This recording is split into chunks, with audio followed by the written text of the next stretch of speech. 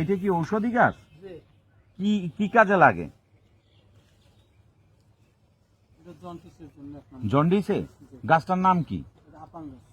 এইটাই আপাং গাছ? জি, আহারে, এই আপাং গাছের বহুত নাম শুনছি, এই জায়গায় এত আপাং গাছ হয়ে গেছে। হ্যাঁ। আচ্ছা, কিভাবে প্রসেসটা করতে হবে কিভাবে? এটা এই যে গাছটা আছে, জি, এই এক কর্মাই ফেলে দিন। হ্যাঁ নিলাম। এই এক কর করে কাটবেন 101 পিস। 101 পিস নিলাম। তারপরে এটা মালা গাঁথতে হবে। এটা দোয়া আছে, জি জি জি। দোয়া পড়তে হবে আর এই মালাটা গাঁথতে হবে। হুম। 101 পিস মাথার উপরে দেবেন। আস্তে আস্তে বড় হয়ে যায়। হ্যাঁ হ্যাঁ এই কাজটা এইটা এই আপাং গাছ। হ্যাঁ, এই যে।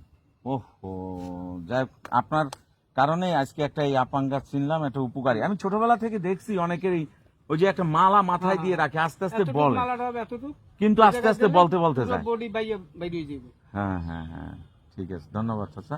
এখানে তো আরো অনেক ঔষধি গাছ আছে, তাই না? বহুত আছে। আচ্ছা আচ্ছা। আপনি কি সোনা পাতা চেনেন? সোনা পাতা এখানে আছে না? না। সোনা পাতা এখানে নেই। আছে।